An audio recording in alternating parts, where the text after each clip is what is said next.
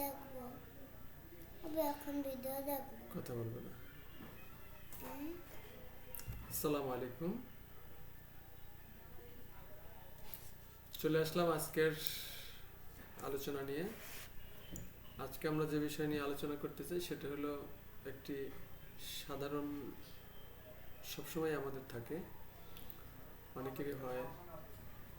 সেটা হলো এই আবহাওয়া পরিবর্তন কারণে বেশি হয়, ধুলাবালি থেকে হয় এবং ঠান্ডা অথবা গরম ঠান্ডা থেকে অনেক সময় এই রোগের শুরু হয়। তবে কাশি নিজে কোনো রোগ নয়, অন্য রোগের উপসর্গ স্বরূপ। ঠান্ডা বা সর্দি লাগা, ঠান্ডা দ্রব্য আহার করা, উপজীবা বৃদ্ধি ইত্যাদি কারণে কাশি হয়ে থাকে। সাধারণত কাশি দুই প্রকার: সরল ও শুষ্ক কাশি। কাশির সময় কিছু বাহির না হইলে, যদি কাশতে কাশতে দেখা গেছে গলার ভিতর থেকে কোনো ধরনের শ্লেষ্মা বের না হয়, তাহলে আমরা সেটাকে শুষ্ক কাশি ধরি। আবার অনেকে কাশলে মনে হয় যে গলার ভিতর থেকে কিছু শ্লেষ্মা বের হয়, তখন সেটাকে আমরা সরল কাশি বলি। যাই হোক, কাশির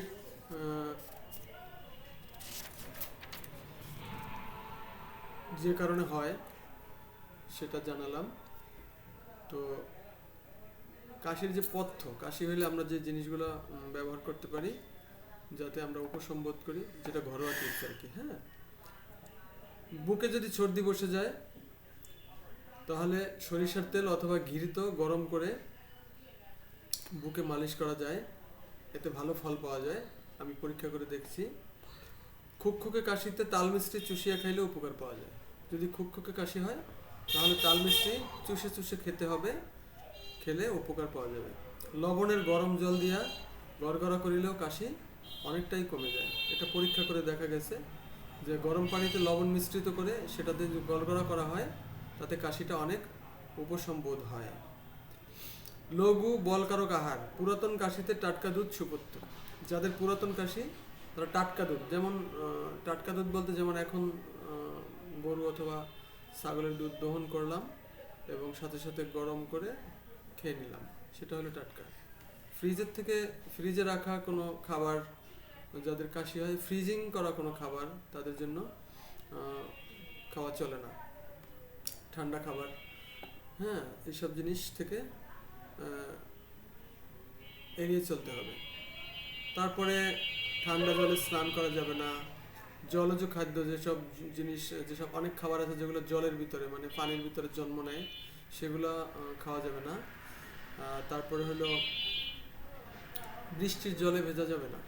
বৃষ্টির যে পানিটা সেটা আসলে অনেক ঠান্ডা, সেটা ভিজলে অনেকেই সহ্য করতে পারে না। আমি নিজেও বৃষ্টিতে ভিজলে আমার ঠান্ডা লেগে যায়।